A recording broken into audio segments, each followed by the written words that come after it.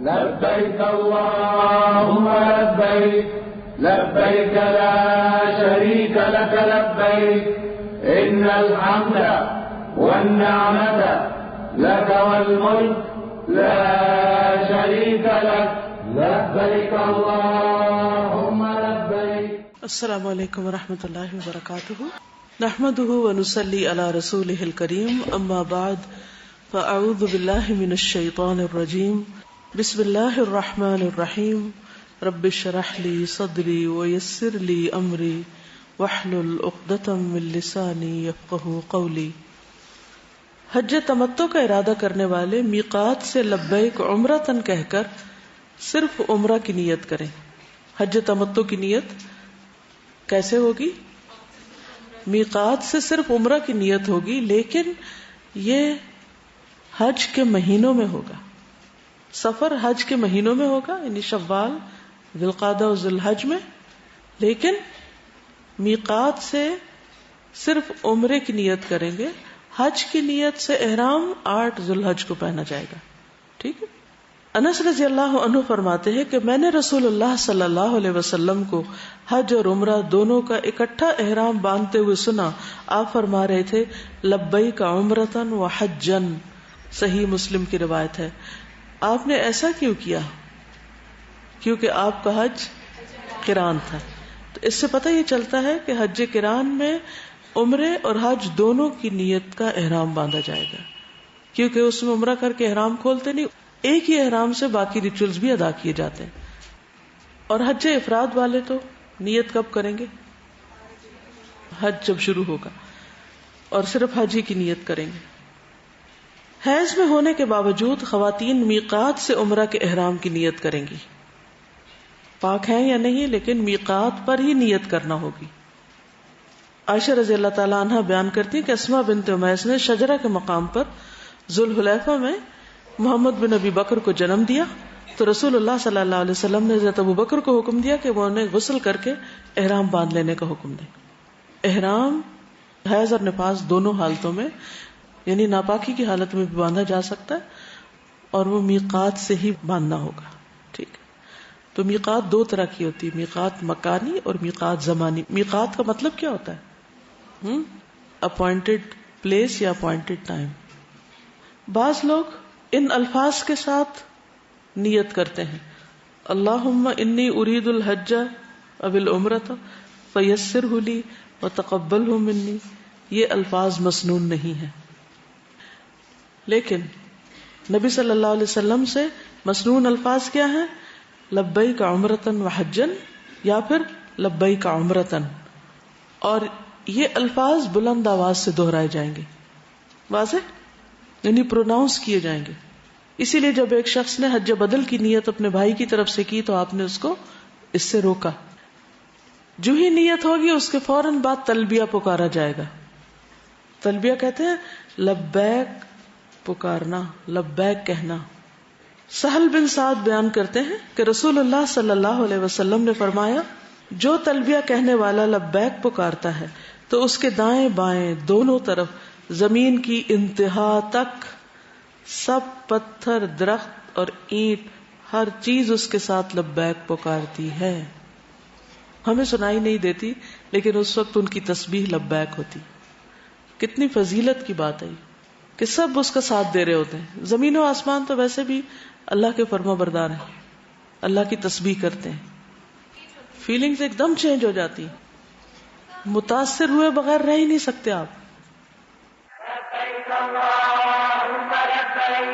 لبيك لا شريك لك لبيك إن الحمد والنعمة لك والملك لا شريك لك لبيك اللهم لبيك لبيك لا شريك لك لبيك إن الحمد والنعمة لك والملك لا شريك لك لبيك اللهم لبيك لبيك لا شريك لك لبيك إن الحمد والنعمة لك والملك لا شريك لك. جب یہ تلبیہ پکارا جاتا ہے نا تو مجھے اڑتے جہاز اور دوڑتی گاڑیاں اور ان پہ بیٹھے لوگ نظر آتے ہیں. ہر ایک کا امیجنیشن ہوتا ہے نا, تو ایک دم مجھے ایسا لگتا ہے جیسے فلائی کر رہی ہیں چیزیں نا, بھاگ رہے ہیں. اللہ میں حاضر ہوں, میں آ رہا ہوں, میں پہنچ رہا ہوں. اور جب یہ احساس شامل ہو جاتا ہے نا کہ ہر چیز ساتھ ہے, تو آپ کا وہ جو لونلینس ہے نا, اور یہ فیلنگ کہ ہمارا دنیا میں کوئی نہیں. اکثر خواتین کو یہ شکوہ رہتا ہے نا, کوئی نہیں ہے ہمارا, ہم مسکین. تو جب اللہ کا ذکر آپ کرتے ہیں تو ہر چیز آپ کی. ایک اور حدیث ہے, ما احل محل قط الا بشر ولا کبر مکبر قط الا بشر قیل بالجنہ قال نعم. جب بھی کوئی تلبیہ کہنے والا تلبیہ پڑھتا ہے تو اسے خوشخبری دی جاتی ہے, یعنی وہ کہہ رہا ہے تو اس کو بھی جواب ملتا ہے. اور جب بھی کوئی تکبیر کہنے والا اللہ اکبر کہتا ہے تو اس کو خوشخبری دی جاتی ہے. سوال کیا گیا جنت کی, آپ نے فرمایا ہاں جنت کی. تو جو ہی حج کی نیت کر لیں, لبیک حجن یا لبیک عمرتن, اور سواری پہ سوار ہو جائیں تو تلبیہ شروع کر دیں. میں نے پہلا عمرہ جارڈن سے کیا تھا. جارڈن سے ہم لوگ آئے تھے جدہ جہاز پر. وہ واحد جہاز ایسا تھا جو راستہ بھر تلبیہ سے گونجتا رہا. افسوس یہ کہ وہ سین مجھے دوبارہ نہیں کبھی ملا. عبداللہ بن عمر رضی اللہ عنہما سے روایت ہے کہ رسول اللہ صلی اللہ علیہ وسلم اپنی سواری پر سوار ہوئے, اور جب وہ ذوالحلیفہ کی مسجد کے پاس کھڑی ہو گئی تو آپ نے تلبیہ پڑھا, یعنی جو ہی اونٹنی اٹھی تلبیہ شروع ہو گیا. صحیح مسلم کی روایت ہے. انس بن مالک رضی اللہ عنہ نے بیان کیا کہ نبی صلی اللہ علیہ وسلم نے مدینہ میں 4 رکعتیں پڑھی, لیکن ذوالحلیفہ میں 2. کیوں؟ قصر. پھر آپ نے رات وہیں گزاری. صبح کے وقت جب آپ اپنی سواری پہ سوار ہوئے تو آپ نے لبیک پکاری. صحیح بخاری. اب یہ نہیں کہ ایک دفعہ پڑھ کے بس چپ ہو جائے بندہ, اسے مسلسل پکارتے رہنا چاہیے. پھر یہ کہ تلبیہ کی ابتدا اللہ تعالیٰ کی حمد و ثنا, تسبیح اور تکبیر سے کرنا. انس فرماتے ہیں رسول اللہ صلی اللہ علیہ وسلم نے ذوالحلیفہ میں رات گزاری حتیٰ کہ صبح ہو گئی. پھر آپ ظہر کے بعد اپنی سواری پہ سوار ہوئے. جب وہ آپ کو لے کر مقام بیدا میں سیدھی کھڑی ہوئی تو آپ نے اللہ تعالیٰ کی حمد, تسبیح اور تکبیر پڑھی. یعنی پہلے یہ پڑھا اور پھر اس کے بعد آگے تلبیہ. لبیک اللہم لبیک لبیک لا شریک لک لبیک ان الحمد والنعمت لک والملک لا شریک لک. جابر کہتے ہیں احل رسول اللہ صلی اللہ علیہ وسلم بالتوحید, رسول اللہ صلی اللہ علیہ وسلم نے توحید کے ساتھ آواز بلند کی, یعنی تلبیہ پڑھا. تلبیہ کیا ہے؟ توحید کا میسج ہے. لبیک اللہم لبیک لبیک لا شریک لک لبیک. ایک بار یہ الفاظ پڑھنا, نبی صلی اللہ علیہ وسلم نے فرمایا اللہم حجۃ لا ریاء فیہ ولا سمعہ, اے اللہ اس حج کو ایسا بنا دے کہ اس میں ریاکاری اور دکھلاوا نہ ہو. یعنی جب نیت کی تو یہ الفاظ بھی پڑھے تلبیہ کے ساتھ, اور یہ صرف ایک بار پڑھے. لا ریاء فیہ ولا سمعہ, دونوں میں فرق کیا ہے؟ ریا کہتے ہیں دکھانے کو, کوئی کام کرتے ہوئے دکھانا, اور سمعہ جب ہو چکے تو اس کے بعد اس کی شہرت کرنا. رسول اللہ صلی اللہ علیہ وسلم سے پوچھا گیا افضل حج کون سا ہے؟ قال العج والثج, جس میں بلند آواز سے لبیک پکاری جائے اور قربانی کے جانور کا خون بہایا جائے, یعنی اس میں قربانی بھی ہو. خلاد بن صاحب انصاری اپنے والد سے نقل کرتے ہیں کہ رسول اللہ صلی اللہ علیہ وسلم نے فرمایا میرے پاس جبریل علیہ السلام آئے اور مجھے حکم دیا کہ میں اپنے صحابہ اور دوسرے ساتھ والوں کو حکم دوں کہ تلبیہ کہنے میں اپنی آوازیں اونچی رکھیں. کس نے آ کے کس کو کہا؟ جبریل علیہ السلام نے آ کر نبی صلی اللہ علیہ وسلم کو حکم دیا کہ آپ کس کو حکم دیں؟ صحابہ کو حکم دیں اور اپنے ساتھ والوں کو حکم دیں کہ تلبیہ میں آوازیں اونچی رکھیں.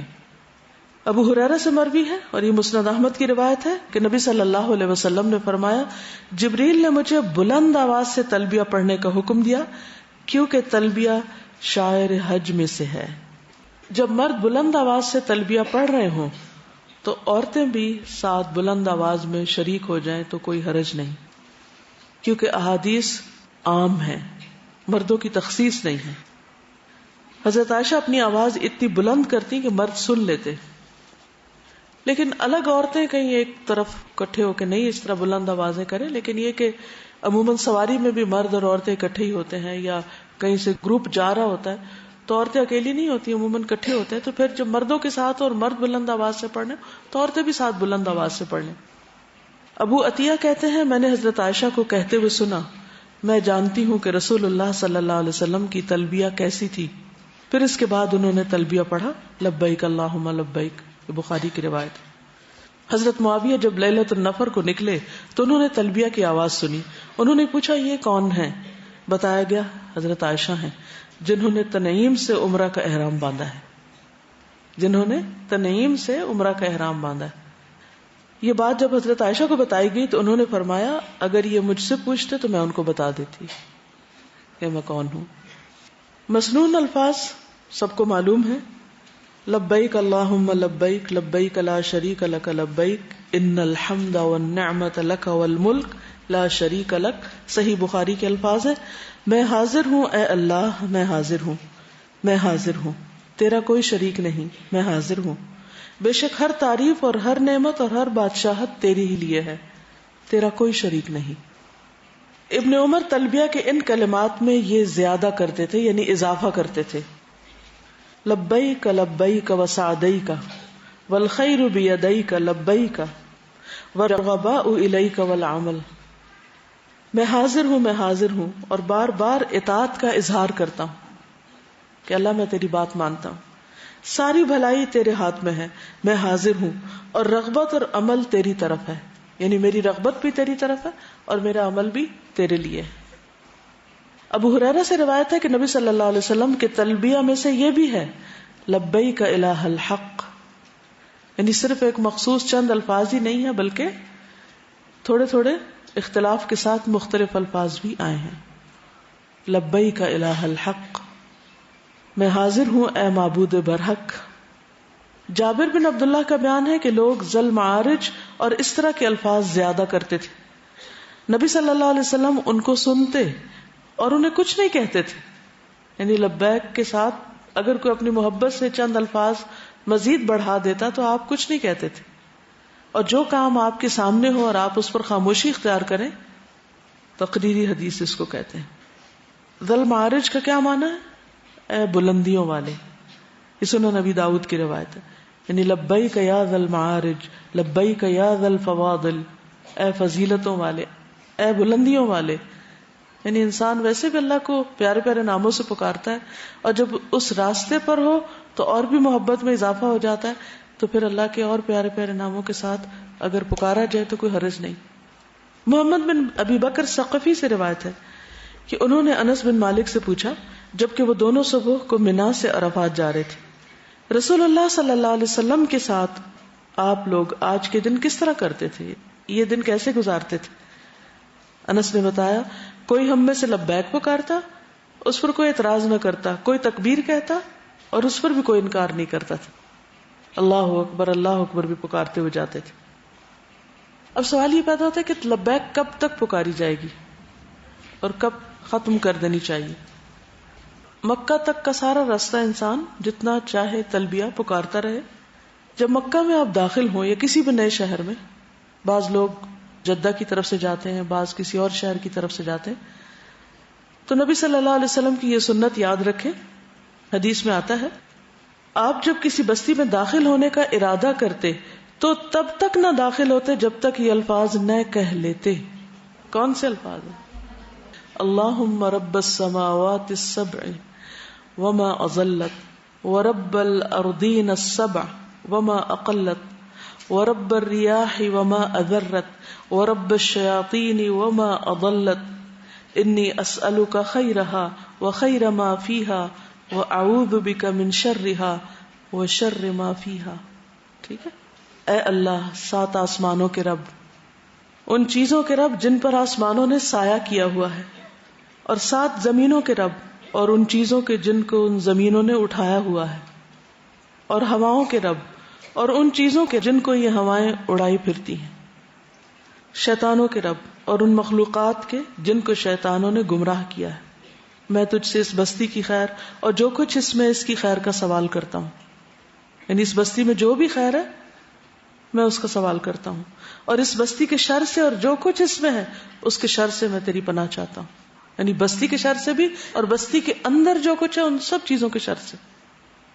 اب دیکھیں کسی بھی نئے شہر میں داخل ہوتے وقت انسان کے اوپر ایک گھبراہٹ سی تاری ہوتی ہے, پتہ نہیں یہاں کوئی چور نہ ہو, پتہ نہیں یہاں کوئی سانپ نہ ہو, پتہ نہیں یہاں کے لوگ کیسے ہوں, لٹ نہ جائیں. تو یہ دعا پڑھ لیں. اب اجازت. سبحانک اللہم و بحمدک اشہد ان لا الہ الا انت استغفرک و اتوب الیک. السلام علیکم و رحمۃ اللہ وبرکاتہ. والنعمة لك والملك لا شريك لك لبيك اللهم لبيك لا شريك لك لبيك إن الحمد والنعمة لك والملك لا شريك لك لبيك اللهم لبيك لا شريك لك لبيك إن الحمد والنعمة لك والملك لا شريك لك لبيك اللهم لبيك لا شريك لك لبيك إن الحمد والنعمة لك والملك لا شريك لك لبيك اللهم لبيك لا شريك لك لبيك إن الحمد والنعمة لك والملك لا شريك لك لبيك اللهم لبيك لا شريك لك لبيك إن الحمد والنعمة لك والملك لا شريك لك لبيك اللهم لبيك والنعمة لك والملك لا شريك لك لبيك اللهم لبيك لك لبيك إن الحمد والنعمة لك والملك لا شريك لك لبيك اللهم لبيك إن الحمد والنعمة لك والملك لا شريك لك لبيك اللهم لبيك